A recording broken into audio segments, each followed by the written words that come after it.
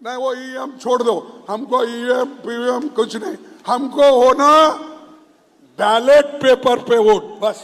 और राहुल गांधी जी के नेतृत्व में जैसा भारत जोड़ो यात्रा निकाले वैसा ही ये पेपर बैलेट पेपर हमको चाहिए। विपक्ष हार पचा पाए या ना पचा पाए, हार का कारण ईवीएम को गिनाने से नहीं चूकता। जो लेकर आए थे, जब तक जीत रहे थे तब तक सब ठीक था। हालांकि आडवाणी जैसे तबके विपक्ष ने खूब सवाल उठाए, पर मजाल है कि कानों में जूं तक रेंगी हो। आज विपक्ष में है तो वही राग अलाप रहे हैं। तेलंगाना में जीत का जश्न मनाते हैं, झारखंड की जीत गिनाते हैं, जम्मू कश्मीर की जीत गिनाते हैं, 2024 के लोकसभा चुनावों के नतीजों से उत्साह रथ पर सवार हो जाते हैं, प्रियंका गांधी की जीत पर नाचते गाते हैं और फिर ईवीएम को कोसते हैं। चलिए एक बार मान भी लें कि ईवीएम से धांधली संभव है, तो क्या आप भी कर रहे थे? क्यों चुनावों का बहिष्कार नहीं कर देते? दुनिया हिल जाएगी ऐसा करने से, पर नहीं। अच्छा, आयोग ने बुलाया, करके दिखाओ, तो क्यों नहीं गए? आयोग समय समय पर टेस्ट करवाता है, हर बार ईवीएम पास हुआ, तो क्या विपक्ष सिर्फ नैरेटिव सेट कर रहा है? हार की जिम्मेदारी से बचने के लिए फेस कवर कर रहा है? क्या विपक्ष को याद नहीं बैलेट पेपर से क्या खेल होते थे? आज इसी पर चर्चा करेंगे। मेरे साथ जो गेस्ट इस वक्त जुड़ रहे हैं, आपको इंट्रोड्यूस करवा देता हूं। शैलेंद्र गुप्ता जी राजनीतिक विश्लेषक हैं और राजेश शर्मा जी शिक्षक हैं, जिन्होंने कई बार इलेक्शंस में अपनी ड्यूटी दी है। मैं आप दोनों का स्वागत कर रहा हूं। थोड़ी देर में बीजेपी और कांग्रेस के गेस्ट भी मेरे साथ जुड़ेंगे। मैं शुरुआत राजेश शर्मा जी आपसे करना चाहता हूं। क्या एक्सपीरियंस रहता है, किस तरह से ईवीएम सौंपी जाती है? आपके भी तो डाउट्स होते होंगे जो वो क्लियर करते होंगे। क्या प्रोसेस रहता है? नमस्कार सर जी। लंबे समय से हम शिक्षकों की जिम्मेदारी होती है चुनाव कराने की जी। और ईवीएम से जुड़े हुए तमाम जो आपने अभी बहस का मुद्दा रखा है, तो सारे दल जो जीतते आए हैं वो तो इस पे प्रश्न चिन्ह नहीं लगाते हैं, लेकिन जब हार होती है तो इस पर सवाल उठने लगते हैं। हमारा ये मानना है कि ईवीएम एक निष्पक्ष प्रणाली है। हम पुरानी परंपरा बैलेट पेपर की तरफ मुझे तो नहीं लगता है कि हमें जाना चाहिए। ईवीएम एक निष्पक्ष चुनाव का तरीका है। नहीं, और इस पे सवाल उठाना ईवीएम होने से आप लोगों का से काम काफी हल्का हुआ है। खासकर अगर मैं उन शिक्षकों से बात करूं जो बैलेट पेपर से करवाते थे, उनके तो मतलब लाइफ का एक मेजर पार्ट इलेक्शंस में कवर हो जाता था। लेकिन मेरा सवाल वो नहीं है राजेश भाई। राजेश भाई, मेरा सवाल यह है कि जब आपकी इलेक्शन में ड्यूटी लगती है तो किस दिन आपको ईवीएम दिखाया जाता है, किस तरह से उसकी ट्रेनिंग दी जाती है, किस तरह से उसका डाउट क्लियर किया जाता है? हमारे को जब भी हमारी किसी भी, चाहे वो पंचायत का चुनाव हो, चाहे विधानसभा का चुनाव हो या लोकसभा का चुनाव हो, सर्वप्रथम हमारा जो प्रथम प्रशिक्षण होता है सभी पोलिंग पार्टीज के सदस्यों का, उसी समय से ईवीएम के बारे में भी जानकारी दी जाती है। और ईवीएम को यह भी बताया जाता है कि मॉक पोल कैसे करना चाहिए। किसी भी पोलिंग पार्टी के सदस्य की जो भी शंका होती है, इसके प्रशिक्षण देने वाले लोग उसके समाधान करते हैं। तो उस समय से बिल्कुल खाली है। ऐसे ही जिस दिन आपको अंतिम प्रशिक्षण के बाद मतदान कराने के लिए पोलिंग बूथ पे जाया जाता है, उस समय तक ये पोलिंग पार्टी उसका रिहर्सल करती है। और जिस दिन मतदान होता है उस सभी पोलिंग पार्टी के एजेंटों को बुलाया जाता है और उनके सामने ईवीएम में किसी भी प्रकार का कोई वोट नहीं है, मॉक पोल कराया जाता है। और मॉक पोल के बाद सभी को इसको प्रदर्शित किया जाता है कि इसमें 0 है। तो क्या सारे बटन दबाकर दिखाया जाता है कि जिस बटन को दबा रहे हैं उसी की पर्ची निकल रही है या नहीं? हाँ बिल्कुल, सारे डाउट्स का, ये भी किसी भी पोलिंग एजेंट को अगर कोई भी शंका समाधान होती है तो उसको दिखाया जाता है। अच्छा, ईवीएम किस किस चीजों से जुड़ी होती है? के द्वारा ईवीएम किस किस चीजों से जुड़ी होती है? किसी के द्वारा कोई ईवीएम जो उसका बैलेट पेपर होता है, बैलेट बॉक्स होता है और उससे जुड़ी होती है, कंट्रोल यूनिट से जुड़ी होती है। पोलिंग पार्टी का अफसर कंट्रोल यूनिट को दबा के वोट इशू करता है। उसके बाद जो मतदाता आता है वो वहां अपने पसंदीदा कैंडिडेट को वोट देता है। वो चार्जिंग में तो नहीं लगी रहती और किसी ब्लूटूथ डिवाइस से तो कनेक्ट नहीं हो सकती? नहीं, किसी भी डिवाइस और चार्जिंग में नहीं लगी रहती है। एक सवाल और, ये आजकल एक जो ताजा निकला है कि हमने जब काउंटिंग के लिए ईवीएम खोली तो वो 98%, 99% चार्ज थी। ये कैसे पॉसिबल है? ये हो सकता है या नहीं हो सकता है? नहीं नहीं, हमारे हिसाब से ऐसा तो नहीं हो सकता है। नहीं हो सकता है, ठीक है, ठीक है, नहीं। ठीक है। मैं आगे भी आपसे और भी क्लैरिटी के लिए आऊंगा आपके पास। अनुश्री शर्मा मेरे साथ जुड़ चुकी हैं, कांग्रेस प्रवक्ता हैं। आपका भी स्वागत है अनुश्री। शैलेंद्र गुप्ता जी, पहले मेरा एक डाउट है, मैं वो आपसे क्लियर कर लूं, उसके बाद फिर मैं डिबेट को आगे बढ़ाऊंगा। ये साइबर स्पेस बड़ी डरावनी चीज होती है। एलन मस्क ने जब ईवीएम पर सवाल उठाए तो वो बेसिकली वो उन ईवीएम पर सवाल उठाए थे जो कि साइबर स्पेस से कनेक्टेड होते हैं। हमारे यहाँ विपक्ष जिन ईवीएम पर सवाल उठा रहा है वो साइबर स्पेस से कनेक्टेड नहीं है, वो एक इंडिपेंडेंट बॉक्स है। कितना जायज है विपक्ष का डर? पहली बात तो सर सबको मेरा नमस्कार जी। और सर अभी जो आपने एक मुद्दा और विपक्ष या कोई भी एक मुद्दा उठा रहे हैं कि ईवीएम आपका हैकिंग हो सकता है या टेम्परिंग हो सकता है। पॉइंट नंबर जो आपने एक डिस्कशन किया कि ये साइबर जो हो रहा है यहाँ पे, ये हमारा ईवीएम इंटरनेट से कनेक्टिंग नहीं है, तो साइबर होने के चांसेस कितने हैं या नहीं है। तो इस पॉइंट को लेके मैं आपको क्लियर कर देता हूँ कि ईवीएम में जो हमारे यहाँ पे जो सिस्टम है ईवीएम का, वहां पे there is no internet, wifi और ब्लूटूथ। तो वहां पे हैकिंग होने की पॉसिबिलिटी तो 0% है। हैकिंग की पॉसिबिलिटी 0% है। 2 मिनट, आप अपना जवाब आगे बढ़ाएं, उससे पहले मैं अपने दर्शकों को बता दूं कि ये ऑथेंटिक इंफॉर्मेशन इसलिए भी है क्योंकि शैलेंद्र गुप्ता जी IITian है, उनकी स्ट्रीम से जुड़ी ये एक चीज है। उनकी विशेषज्ञता आप सिर्फ राजनीतिक विश्लेषक के तौर पर न लें, टेक्निकल नॉलेज के तौर पर भी लें। हैकिंग पॉसिबल नहीं है, ठीक है शैलेंद्र गुप्ता जी, हैकिंग पॉसिबल नहीं है। Tampering we can say that जिस तरह का अभी एक प्रोसेस हम जो डेवलप किया है ईवीएम का, वहां पे हैकिंग होने की 3 पॉसिबिलिटीज है सर। हैकिंग की या टेम्परिंग जहाँ की? सर टेम्परिंग की सर। हाँ, ओके, हाँ।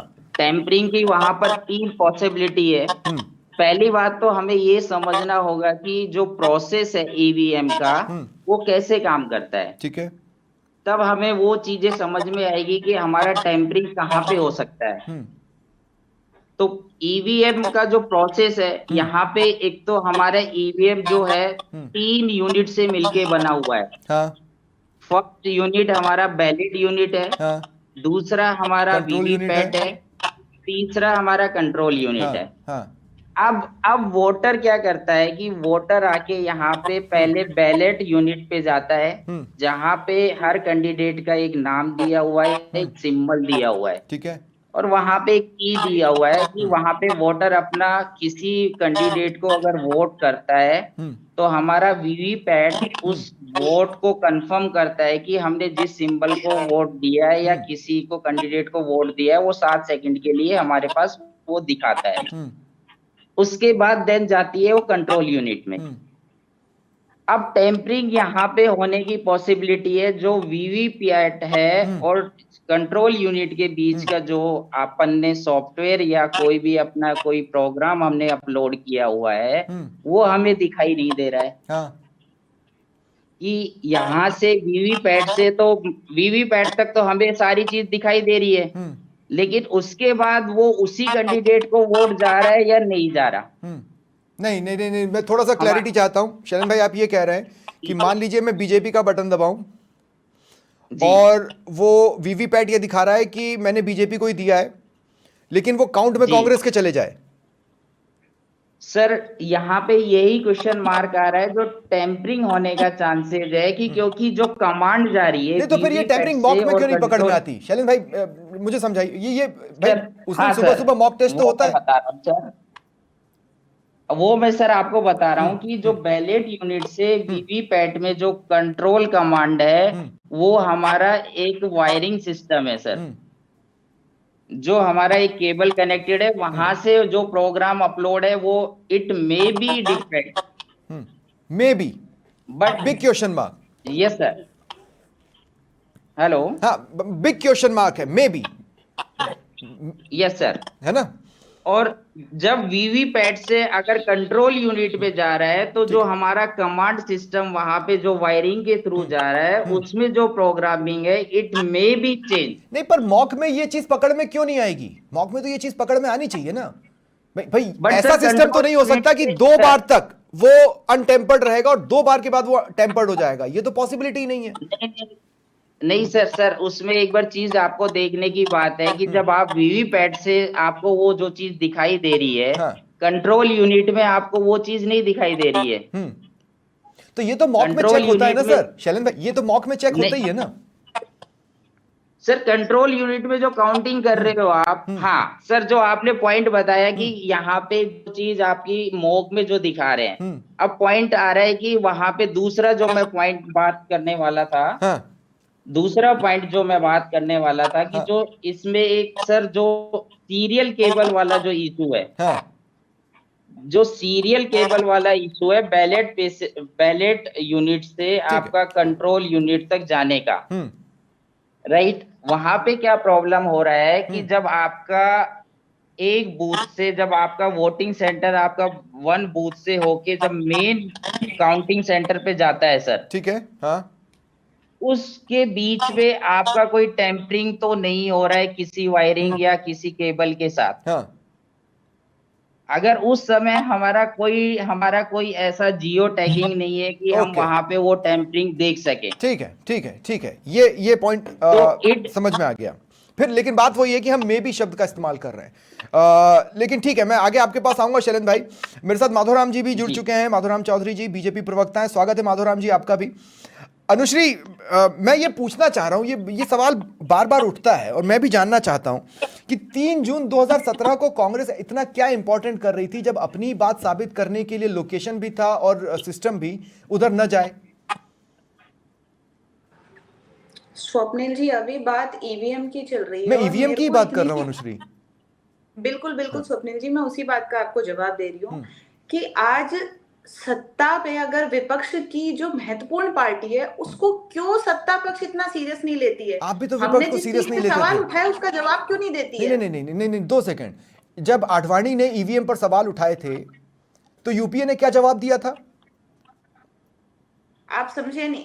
हर तो समय समझ की ही एक रहा हूं, अलग मैं कंपेयर कर परिस्थिति रहा हूं। है। मैं आपको जवाब देती हूँ। लोकसभा चुनाव की बात ले लीजिए। लोकसभा चुनाव के जो आंकड़े हैं वो ईसीआई ने कब जारी किए? 11 दिन बाद किए। 11 दिन बाद जब जारी किए तो आप उसमें देखेंगे real time voter, provisional data और जो फाइनल डेटा है उसमें 1.05 सीआर का डिफरेंस है। इतना बड़ा डिफरेंस आना, इसका मतलब ये कि हर लोकसभा में 28,000 की वोटिंग ज्यादा हुई है। इस चीज को लेके कांग्रेस पार्टी ने ईसीआई से जवाब मांगा। आज तक ईसीआई ने जवाब नहीं दिया। 2 सेकंड की बात ले लीजिए। हाँ अनुश्री, मैं और क्लियर कर देता हूं।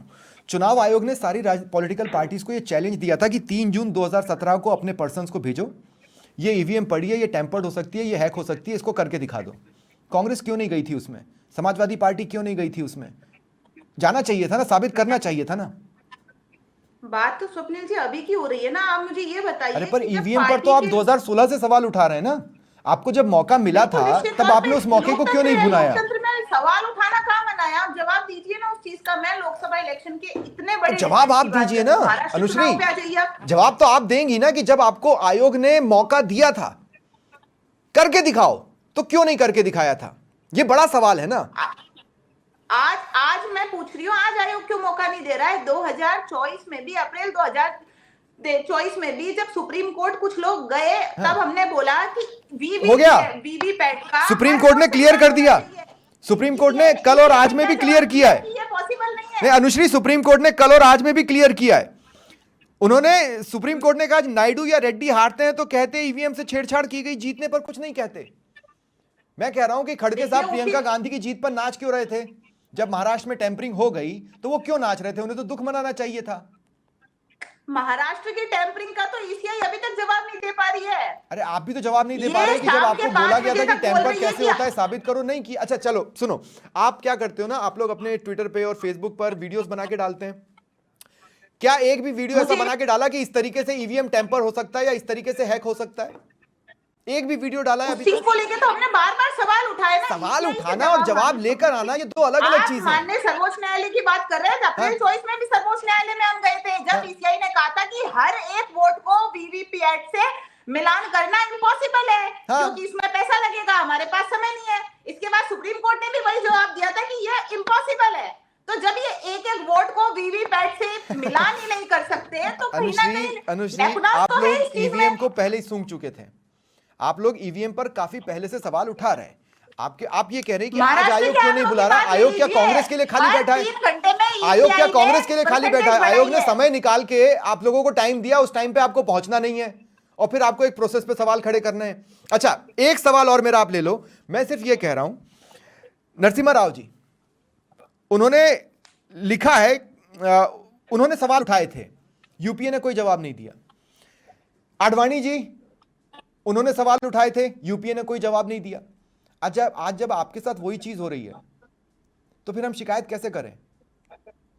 आपने तब कौन सा लोकतंत्र है, क्लियर किया लोकतंत्र था? में शिकायत करना कहाँ मना है? बिल्कुल मना नहीं है, आप शिकायत करते रहिए, लेकिन सबूत तो लाइए। लोकतंत्र है, लोकतंत्र में शिकायत करना अरे कहाँ भाई मना है? 2004 में मुझे आप महाराष्ट्र के ईवीएम आंकड़ों के इंट्रोड्यूस बारे में होने के बोलने बाद दीजिए। 2004 आप जीते, 2009 में आपके प्रतिशत बढ़ा। अभी तेलंगाना में आपने ऐतिहासिक जीत दर्ज की है, जम्मू कश्मीर में ऐतिहासिक जीत दर्ज की है, आप लोगों ने झारखंड में ठीक है अपनी उपस्थिति दर्ज करा ली है। इन सब का दुख नहीं है आपको? इन सब पे तो आप जश्न मना रहे थे ना? जहां जहां हमको लगेगा कि यहाँ जो कहीं कमियां पाई गई है, तो उसके लिए तो विपक्ष को बोलना बिल्कुल लाजमी है, और वो बोलेगी भी। अच्छा, क्या ये आप एक्स्ट्रा महाराष्ट्र के बारे में एक्स्ट्रा मेरे को वोटिंग बोलने झारखंड में दीजिए हुई ना। है? नहीं, क्या ये एक्स्ट्रा वोटिंग झारखंड में भी काउंट की गई, देखी गई? देखिए, अगर हमको लगता तो वहां के बारे में भी जरूर बोलते, लेकिन आप खुद ईसीआई की स्टेटमेंट रिकॉर्ड कीजिए। शाम 5 बजे तक ECI आपको ईसीआई टाइम बोलती दे है रहा कि है, आप नहीं जाओगे। 58.22% वोटिंग हुई है। नहीं, मैं कह रहा हूं कि शाम 5 बजे तक हाँ। महाराष्ट्र में ईसीआई ने बोला कि 58.22% वोटिंग हुई हाँ। है। रात के 11 बजे ईसीआई बोलती है कि 65.02% वोटिंग हुई है। अब स्वप्निल जी, एक बात है, मेरे को आप बताइए कि जब हाँ। शाम 5 बजे तक हाँ। 58.22% वोटिंग हुई है, हाँ। अगर आप 50 पोलिंग बूथ को भी माने तो 550 वोटर एक पोलिंग बूथ में खड़े नहीं, होंगे। मैं इधर एक चीज क्या ये क्लियर कर दूं। possible मैं है इतने कि लंबे आधा समय से घंटे में इलेक्शन वोट कवर कर कर रहा हूं। जाएंगे? 5 बजे के आंकड़े और 6 बजे तक जितने लोग लाइन में लग जाते हैं और उनके आंकड़े कम से कम 3 से 4% का डिफरेंस तो ले आते हैं। ये एक बहुत रूटीन सी बात है। इसमें 3 से 4 चलो ठीक है। उसके बाद भी काउंटिंग के 2 घंटे पहले ही सीआई स्टेटमेंट देती है कि 66.05% वोटिंग हुई है। ठीक है, इस चीज को लेके विपक्ष बार-बार तो सवाल खड़े कर मैं रही है। इंतजार क्यों कर रहा हूं, क्या ECI चुप कांग्रेस रह जाती है? टेम्पर कैसे होता है ईवीएम इसका डेमो देगी देश के सामने कि ऐसे टेम्पर्ड होता है, ये हमारे टेक्निकल पर्सन है और वो देखो आपको टेम्पर करके दिखा रहे हैं। क्या कोई डेमो देने वाली हम है तो कांग्रेस? 2024 में भी गए थे। आप डेमो दोगे वहां क्या? ECI साफ मना कर चुकी है आप कि डेमो दोगे वीवीपैट क्या? से हर एक वोट को मिलाना आप डेमो दोगे impossible क्या? है। हमको तो आंकड़े बता दीजिए ना। हम तो अरे कह भाई, रहे हैं कि हर ये तो एक वोटर क्या को बात है? सबूत तो 100% देना मैच पड़ेगा ना कीजिए मैम। वीवीपैट से। सबूत तो देना पड़ेगा ना, कुछ तो बताना पड़ेगा ना। हम तो सबूत मांग रहे हैं कि आप हमको सबूत दीजिए ना कि सबूत EVM मांग रहे हैं। एकदम फेयर है। तो फिर तो आप कल को किसी भी चीज पर आरोप लगा देंगी। आरोप आप खुद देखिए ना, ईसीआई जो खुद इलेक्शन कंडक्ट करवाता है, वो अगर बार बार फेरबदल करेगा आंकड़ों में, तो क्यों विपक्ष सवाल खड़े चलो नहीं ठीक है, करेगा? माधवराम चौधरी जी, अब मैं आपको डिबेट में शामिल कर रहा हूं। मैं सिंसियरली जानना चाह रहा हूं, विपक्ष जितनी बार यह सवाल उठाएगा दुनिया भर में उस सवाल की गूंज रहेगी, वंस एंड फॉर ऑल क्यों ऐसा कुछ नहीं किया जा सकता कि आप विपक्ष को समझा लें? क्यों नहीं हो सकता? क्यों किसी के भी दिमाग में 1% डाउट भी रहने दें? क्यों नहीं हो सकता?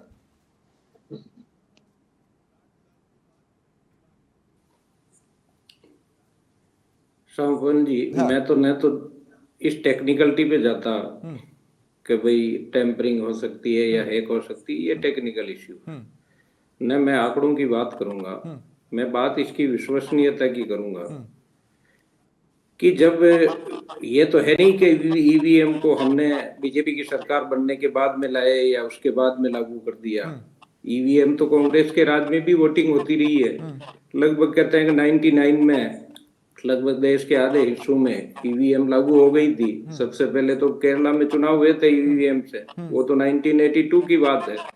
तो आज जब ईवीएम को 30 साल हो गए नहीं, लेकिन तब बीजेपी को और प्रॉब्लम थी। ईवीएम की, मुझे बहुत अच्छे से याद है, करीब 2011 तक बीजेपी को ईवीएम से प्रॉब्लम थी। आप सही कह रहे हैं, बिल्कुल 2011 में हमने आपत्ति की, परंतु जब आप देखने वाला विषय है कि कांग्रेस में उस टाइम क्या किया, भाई ईवीएम से वोट हो रहे थे। तो आज आप बदला ले रहे हैं? नहीं नहीं, हम बदला नहीं ले रहे हैं। इसका मतलब बदला लेते या ये चुनाव कराते तो फिर तो ये भी हैक कर लेते, ये हमें सत्ता में नहीं आने देते।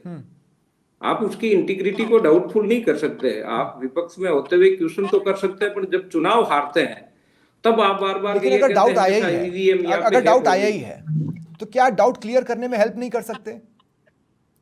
नहीं, डाउट इसलिए क्लियर नहीं हो सकता ना क्योंकि ये सत्ता में आ गए, तब तो इनको कोई डाउट नहीं है। जब अगर ये जम्मू कश्मीर में जीतते हैं तो इनको कोई डाउट नहीं है। जब अगर कर्नाटक में जीतते हैं तब इनकी जीत होती है, उस टाइम ईवीएम ठीक होती है। लेकिन तो क्या चुनाव आयोग हर बार ईवीएम बदल के चुनाव थोड़ा ही सवाल खड़े नहीं कर रहा हूं। आप बात सुनिए, इसकी इंटीग्रिटी पे चुनाव आयोग पर सवाल खड़े नहीं कर रहा हूं, लेकिन कुछ एक चीजें, अब जैसे लोकसभा चुनावों के दौरान प्रथम चरण के मतदान प्रतिशत के आंकड़ों का एक लंबे गैप के बाद आना, या हालिया चुनावों में हम देखें तो कुल वोट पड़े कितने हैं और कुल वोट कितने काउंट हुए हैं, उसमें एक मेजर डिफरेंस होना, ये चीजों को संदिग्ध तो बनाता है।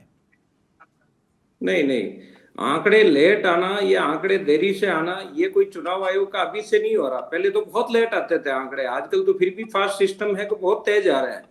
परंतु उन चीजों को आप ये कहें कि शाम के समय आप अपन देखते हैं, अपन गांव में आप ईवीएम के जरिए मतदान प्रतिशत को गिनने में 6-7 दिन तो नहीं लगेंगे ना? ये आपने अभी खुद ही बताया, इसमें मेरे को क्लियर करने की जरूरत ही नहीं है। मतदान प्रतिशत में 6-7 दिन तो नहीं लगेंगे मतदान प्रतिशत आने में जब सत्ता में ये नहीं आते, या इनके ईवीएम वहां जहां ये चुनाव नहीं जीतते वहां ईवीएम खराब हो जाती है, वहां आंकड़े इनके लिए, मैं कह रहा हूं कि अगर ये जम्मू कश्मीर के आंकड़े भी तो जारी कर देते कि कितनी लेट आया था, वहां पे आंकड़े कितने देरी से आए थे। ठीक है, परंतु ठीक है माधुराम जी, मैं आप लोगों के पास आगे आऊंगा। एक एक सवाल और मैं लेना चाहता हूं यहाँ पर। एक तो राजेश शर्मा जी आपसे पूछना चाहता हूं। राजेश शर्मा जी, क्या मतलब अब ऐसा तो नहीं है कि ईवीएम अवतरित होती है, ईवीएम तो लाई जाती है। अब ईवीएम आपके हाथ में आई और आप लोग उसको लेकर गए, आपने वोटिंग करा ली, फिर वो सेफ पड़ी हुई है। लोग तो आजकल सीसीटीवी पर उसको मूवी की तरह देखते भी है बाहर बैठ कर कि अरे वाह वाह कोई ईवीएम तक जा तो नहीं रहा है। उसके बाद फिर ईवीएम दोबारा निकाली जाती है। मैं ये कहूं कि घूंघट से वो बाहर आती है और फिर आती है मतगणना का दिन। क्या क्या क्या ईवीएम का स्वरूप बदल जाता है? क्या क्या ईवीएम के वायर्स बदल जाते हैं? क्या क्या ईवीएम के बटन नहीं रह जाते? क्या होता है? पोलिंग मतदान के बाद सभी पोलिंग एजेंट्स की उपस्थिति में उसको बंद किया जाता है प्रॉपर तरीके से, और उसको फिर जमा कराई जाती है और वहां वो कड़ी सुरक्षा में रहती है। तो हमारे हिसाब से तो उसमें कोई बदलाव नहीं किया जा सकता है। ठीक है, ठीक है। मेरे साथ शैलेंद्र गुप्ता जी भी हैं। शैलेंद्र भाई, मैं आपसे ये पूछना चाह रहा हूं, तमाम तरह के सस्पिशंस हैं, लेकिन सस्पिशन ही होते हैं। ये मैं मान सकता हूं कि वो सस्पिशन सही भी साबित हो सकते हैं, वो गलत भी साबित हो सकते हैं। हम ईवीएम की विश्वसनीयता को किस पलड़े पर रखें? सर, मेरा एक आपसे निवेदन है और सभी से एक निवेदन है कि हम इतनी बार इस क्वेश्चन को अराइज करते हैं, ये नंबर ऑफ टाइम्स आ रहा है कि अपने पास यहाँ ईवीएम का प्रॉब्लम है, बट उस चीज का सॉल्यूशन भी हो सकता है। अगर मैं चैलेंजिंग कर रहा हूं कि ईवीएम कहीं ना कहीं फॉल्ट है, तो उसका कहीं ना कहीं सॉल्यूशन भी है। नहीं, दो सेकंड, लेकिन ईवीएम ने चुनाव आयोग ने कई बार ओपन चैलेंजेस भी दिए हैं जी, और अलग अलग इंस्टीट्यूट्स, खासकर चेन्नई के, अगर मैं गलत नहीं हूं तो टेक्निकल इंस्टीट्यूट्स, मेडिकल सर, मैं उसी बात पे आ रहा हूं कि वहां पे अभी जैसे कि ईसीआई वहां पे आपके सामने ये सारी काउंटिंग करा रहा है, आपको प्रैक्टिकली शो कर रहा है, राइट? तो प्रॉब्लम यहाँ पे है कि जब आपके पास जैसे कि वन बूथ से अगर कोई ईवीएम मशीन वहां पे कंट्रोल यूनिट अगर आपकी गई, जहां पे आपका काउंटिंग हो रहा है वोटिंग, उस समय आपका क्या मतलब कि चेक एंड बैलेंस के लिए आपने क्या उसके लिए सॉल्यूशन फाइंड आउट कर रखा है? वहां पे वहां पे क्या जियो टैगिंग का अगर आपने कोई फैसिलिटी उपलब्ध करा रखा है कि देर इज, वहां पे है क्या? नहीं, 2 सेकंड। क्या कोई ओपनली जी इतना बड़ा डकैत हो सकता है कि वो 100% पर कब्जा सर, जमा ले? मेरी बात देखो, सुनिए, मेरी बात सुनिए सर, शैलेंद्र भाई, मैं एग्जांपल दे रहा हूं। जैसे मान लीजिए मैं एग्जाम में चीटिंग कर रहा हूं, मैं 1-2 सवाल की जी चीटिंग कर लूं, तो जितने मेरे को नंबर्स आने हैं उसमें 4-5 नंबर्स का डिफरेंस आएगा, दैट्स इट, प्लस आएंगे। लेकिन मैं पूरा पेपर चीट सर, करूं तो मैं सिर्फ पास होऊंगा। सर आप अभी अगर यही बात करते हैं तो जो पेपर लीक होते हाँ। हैं, राइट, वो भी एक कड़ी सुरक्षा में ही पेपर वहां पे बनते हैं। ठीक है। अपनी जो स्टेट मशीनरी है ठीक है, उसी का यूज होता है, पॉइंट वेल बट टेकन। वहां से भी लीक हो जाता है। ठीक, पॉइंट वेल टेकन, लेकिन बस उसमें वो अंतर वही है, इंटरनेट वाला, साइबर स्पेस वाला। नहीं सर, हाँ वहां पे है ना? इंटरनेट का वही सॉल्यूशन बता रहा हूँ। हाँ। अगर आप उसको जियो टैगिंग कर रहे हैं तो वहां पे एक चिप लगा दीजिए। ठीक है। या हाँ, जैसे तो आप मतलब रहिए ईवीएम पर ही, बैलेट पेपर पर जाने का कोई मतलब। डेफिनेटली, करेक्ट है, ठीक है। बिल्कुल सर, डेफिनेटली आप ईवीएम अनुश्री, पे रहिए, हाँ अनुश्री, लेकिन वहां पे बैलेट जो paper is not the answer. ठीक, इलेक्टोरल रिफॉर्म की अगर रिक्वायरमेंट है तो हाँ वहां पे आप कीजिए। ठीक है शैलेंद्र भाई। Anushri, ballot paper is not an option, ballot paper is not an answer. हम इसी प्रणाली को और पुख्ता बना सकते हैं डाउट क्लियरेंस के जरिए। अब मैं कह रहा हूं ना कि कई बार पार्टियों से भी चूक होती है। जैसे हरियाणा में आप लोगों के साथ क्या हुआ, आपके एजेंट्स रुके ही नहीं फॉर्म लेने के लिए। अब आप कह रहे हैं इलेक्शन कमीशन जवाब नहीं दे रहे। अरे भाई, आपने फॉर्म लिया ही नहीं, किस बेसिस पर सवाल उठाओगे? ये तो रूटीन प्रोसेस है ना। तो चूक तो राजनीतिक दलों से भी हो रही है। हरियाणा में ये हुआ है आपके साथ, आपको पता है अनुश्री?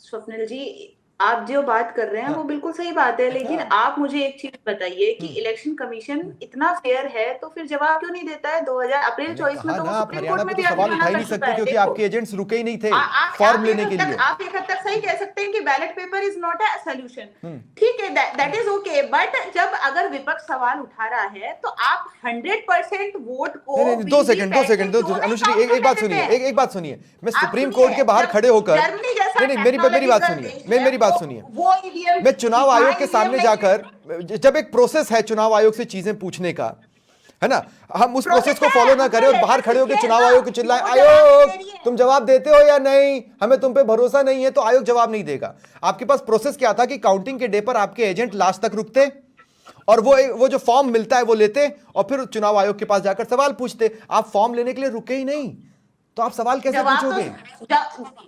चलो ठीक है स्वप्निल जी, आपकी बात, ये बात भी मान लेते हैं, जवाब तो सुप्रीम कोर्ट ने भी मांगा था ना। ईसीआई ने क्या बोला कि पॉसिबल नहीं है, तो कह दिया ना सुप्रीम कोर्ट ने आज। आप सुनो, पेपर ट्रेल इनको देना नहीं है, पेपर ट्रेल ये देंगे नहीं, बैलेट पेपर से इनको वो करवाना नहीं है। ईवीएम है कि नहीं है, ये डिबेट का क्वेश्चन हो गया है। 2 सेकंड, ईवीएम हैक तो हो ही नहीं सकती, टेम्परिंग हो सकती है, बहुत टेक्निकल पॉइंट है, ये टेक्निकल पॉइंट है, हैक तो हो ही नहीं सकती, वो साइबर स्पेस से है ही नहीं। अब मुझे तो यह भी समझ में नहीं आता कि कांग्रेस के लीडर एलन मस्क के बयान को कोट कर रहे थे। एलन मस्क जिस ईवीएम की बात कर रहे थे वो साइबर स्पेस से कनेक्टेड था, हमारी इंडिपेंडेंट मशीन्स हैं, और इसीलिए उसको टेम्पर हो सकता है, पॉसिबिलिटी है किया जाए, हैक तो हो ही नहीं सकता। अनुश्री, ये बहुत टेक्निकल नॉलेज है। माधुराम जी, क्लोजिंग कमेंट आपका। मैं सिर्फ ये जानना चाहता हूं कि आप इस देश को, आप विपक्षी दलों को कैसे भरोसा दिलाएंगे कि ईवीएम पर भरोसा किया जा सकता है और जहां पर भी शक की गुंजाइश है उसको सुधार लेंगे, हम उसको इंप्रूव कर लेंगे। संबल जी, मैं तो विपक्ष से ये कर रहा हूँ कि ईवीएम को मुद्दे को छोड़िए, जनता के मुद्दों पे आइए और जनता के लिए संघर्ष करिए, रोड पे निकलिए, और जनता को जब आप संतुष्ट कर पाएंगे तो ईवीएम अपने आप बदल जाएगी। खाली सी इतनी सी की है क्योंकि इनके पास में नेता नहीं है, न कोई इनका वर्जन है, न इनकी नीति है, न इनकी नीयत है। तो इनको तो खाली ईवीएम को बदनाम करके और ऐसे देश पे शासन नहीं किया जा सकता। आपको जनता के बीच जाना पड़ेगा, उनके लिए संघर्ष करना पड़ेगा। चलिए, बहुत बहुत शुक्रिया आप सभी का मेरे साथ जुड़ने के लिए और इस चर्चा में शामिल होने के लिए। फिलहाल इतना ही, नमस्कार।